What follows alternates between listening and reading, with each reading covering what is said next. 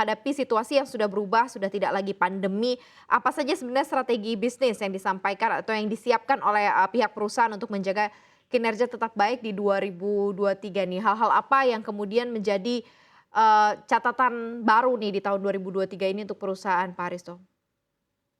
Iya, waktu pandemi sebenarnya ini ada meng-highlight-kan satu hal ya, yaitu di mana bahwa rumah sakit di Indonesia memang harus meningkatkan kapabilitas, perlu memiliki training dokter yang lebih baik, kemampuan yang lebih baik. Sebabnya waktu pandemi di tahun 2020 dan 2021 memang terlihat ada demand dari pasien yang umumnya itu keluar negeri mencari medical treatment. Karena pada saat itu terjadi lockdown, oleh karena itu mereka harus mencari alternatif locally dan itu merupakan satu challenge buat kita dan juga satu opportunity. Gimana kita bisa mendeliver requirement yang dibutuhkan oleh pasien supaya kita bisa take care patient yang traditionally keluar negeri untuk mencari treatment. Di tahun 2000, dimulai dari 2022 dan 2023 dan untuk beberapa tahun ke depan, kita akan continue to be very focus untuk Mhm. meningkatkan capability kita, meningkatkan ketersediaan alat-alat yang canggih supaya bisa address requirement atau kebutuhan dari masyarakat yang traditionally traveling abroad. Mhm. Baik, kalau kita lihat dari sisi jenis pelayanan, produk, dan jasa kesehatan yang mungkin akan banyak ditawarkan atau banyak dilakukan perusahaan begitu ya pasca pandeminya usai ini akan lebih kemana larinya Pak Aristo? Karena kan kemarin-kemarin mungkin kita fokus terhadap tes, kemudian karantin gitu ya, lebih ke sana. Tapi sekarang apa yang mungkin jasa layanan produk yang akan lebih dikembangkan lagi di Hermina? Iya, kalau potensial yang dikembangkan itu definitely untuk penyakit onkologi yaitu cancer, untuk heart atau kardiologi ya, dan juga kita akan kembangkan urologi dan juga untuk penanganan stroke.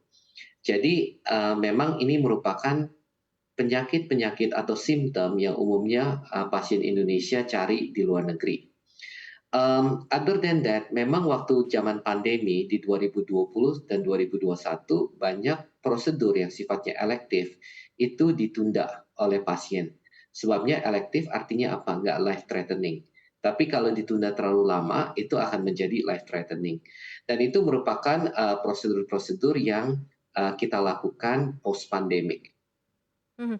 Ekspansi bisnis dilakukan, oleh Hermina di momen saat ini ataukah seperti apa nih, Pak? Mungkin menambah lagi jumlah unit rumah sakit, apakah ini juga momentum yang tepat seiring juga sudah selesainya masa pandemi begitu mulai untuk ekspansi kembali, seperti apa Pak Aristo?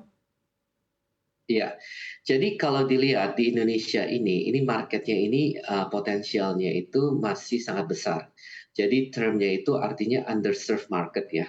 Karena di Indonesia itu cuma ada 1,3 bed per 1.000 populasi, di mana harusnya angkanya itu untuk healthcare adequacy itu sekitar 3 bed per 1.000 populasi.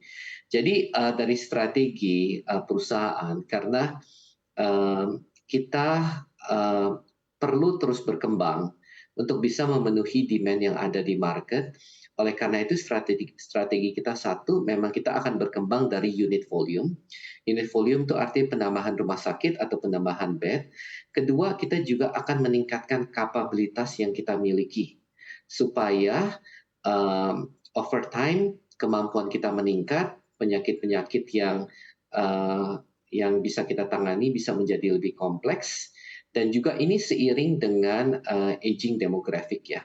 Pada saat ini demografik Indonesia masih sangat muda, oleh karena itu kasus-kasusnya lebih simpel, tapi 10-20 tahun ke depan baby boomernya itu akan berumur sekitar 50 tahun dan akan ada penyakit-penyakit yang related to lifestyle dan Hermina Mhm. ingin menjadi rumah sakit yang bisa memenuhi kebutuhan tersebut. Mhm.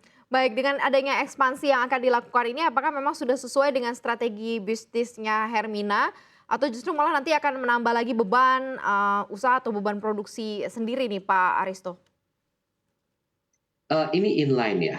Mhm. inline dengan strategi kita dan menurut saya ini juga natural progression ya. Jadi sekarang ini basically ada pasien ke luar negeri tapi mayoritas populasi masih muda. Jadi makanya ibu dan anak itu merupakan segmen terbesar ya di Indonesian healthcare. Namun segmen ini akan shifted ya dengan baby boomer akan menjadi lebih menua pada saat itu penyakit lifestyle seperti hipertensi, seperti diabetik itu akan menjadi lebih prevalent atau lebih umum.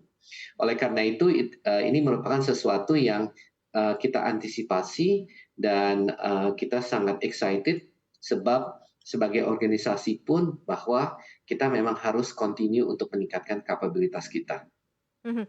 Saat ini Pak Aristo Anda melihat seperti apa sih prospek bisnis kesehatan untuk tahun-tahun ke depan ya setelah masuk tahun endemi ini, kemudian, tahun-tahun mendatang apakah akan, semakin menukik begitu ya, semakin meningkat? Nah, seperti apa Pak Aristo? Demand-nya akan continue to go up. Jadi, healthcare adalah konsumsi dari middle income, konsumsi dari kaum menengah. Dan di Indonesia ini kita mengalami migration to middle income. Oleh karena itu bahwa demand-nya akan continue to go up, GDP Indonesia akan continue to go up as well, dan over time karena healthcare merupakan consumption dari middle income, persentase dari GDP yang being spent on healthcare itu juga akan meningkat. Pada saat ini hanya sekitar 3%. Jadi drive dari demand-nya itu, satu GDP Indonesia akan meningkat, kedua yaitu portion dari GDP on healthcare juga akan meningkat. Oleh karena itu sebenarnya ini merupakan structural growth ya. Jadi growth opportunity masih sangat-sangat panjang.